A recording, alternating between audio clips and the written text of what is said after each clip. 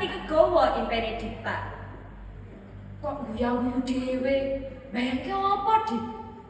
Pandawine Pak Ranu nglirik saka kaca spion jero mobil. Volunteeri Asis.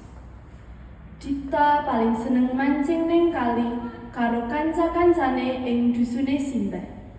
Kanggone Dipta bisa sowan daleme Simbah kena dinggo ngedemake pikir saka rute urip ing kutha. Karo kanca-kancane ing dusune Simbah. Kanggone Dipta bisa sowan daleme Simbah kena dinggo ngedemake pikir saka rute urip ing kutha. Wewayangan dusune Simbah nganti kegawa. Mbah seneng banget mirsani anak putune sowan. Sakwise kurang luwih 2 tahun mung bisa komunikasi lumantar HP. Wis kono, padha leren-leren dhisik. Lek Mina tak undange, kok nyepakake kebutuhan pawon. Ketempelan lintah nalika semana. Ibu niku lho, kok tuseke utang. Nika sampun jaman rumiyin.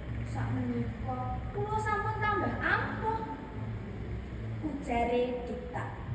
Wanci suku wis tekan latar daleme Simbah. Simbah seneng banget mirsani anak putune sowan sakwise kurang luwih 2 tahun mung bisa komunikasi lumantar HP. Wis, kono padha leren-leren dhisik, lek Minah tak undangane kon nyepake kebutuhan pawon. Ngendikane Simbah sak rampunge masang spray. Beda niki Bu, toyo lepen langkung alami, seger lan kanca-kanca wonten ing mriko remenaken sanget. Wangsulane Dipta marang ibune. Engko nangis meneh ketempelan lintah. Burate nggodani putrane karena nangis kekejer. Amarga ketempelan lintah nalika semono. Kok guyu dhewe? Bayangke apa, Dik? Pandangune Pak Ranu klirik saka kaca spion jero mobil. Dadak badhe maos cerita cekak kanthi irah-irahan sumangga.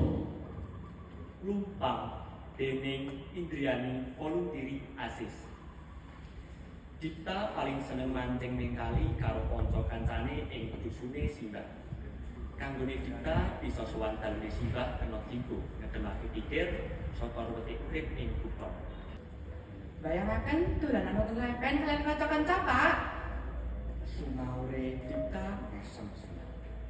Ra ya wis biasa, kenane kula merenang to. Godane ora atuh.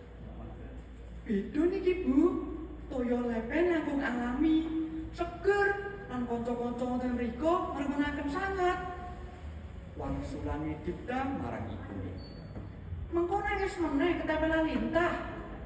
Durante godani putrane kang nate nangis kekejer amarga ketempelan lintah nalika semono.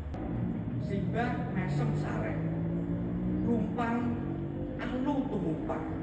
Yen alu wis tumumpang ing dhuwur rumpang tegese ana pangan, ana beras kang bisa dimasak dadi sego, ana tangga kang bisa nyilih gunakake. Pundi kula jajan